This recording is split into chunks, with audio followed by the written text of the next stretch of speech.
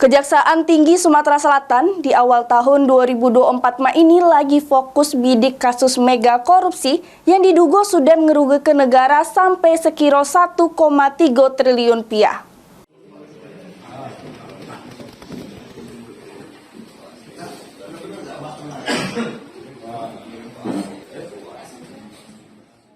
Kejati Sumsel di awal tahun 2024 ini lagi fokus bidik kasus mega korupsi yang diduga sudah ngerugikan negara sampai triliun rupiah.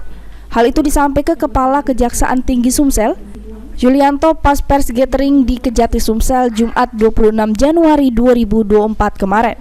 Juru sambutannya, Kejati Sumsel ngungkap ke lagi ngusut sikok perkara yang berpotensi ngerugikan negara sampai sekira 1,3 triliun rupiah. Ditambah ke Yulianto, sementara untuk perkara lain macam dugaan mangkraknya pasar Cinde dan lain-lain, ini tim penyidik ngalami pergeseran guna ngungkap ke perkara yang ngerugi ke keuangan negara yang besar. Di semua sektor pendapatan negara saat itu, itulah yang menjadi concern saya.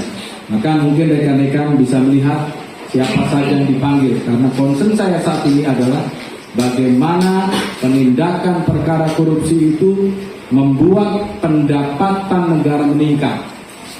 Betul Pak ya? Pendapatan negara meningkat melalui aset-aset recovery yang kita bisa selamatkan.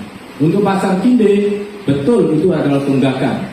Tetapi arah pergeseran saya selaku Panglima saat ini itu adalah sektornya adalah sektor pendapatan negara. Maka selalu kerugiannya akan bicara triliun, dan triliun. Contoh saat ini. Tapi sebenarnya masih penyelidikan. Lutfi, PAL TV.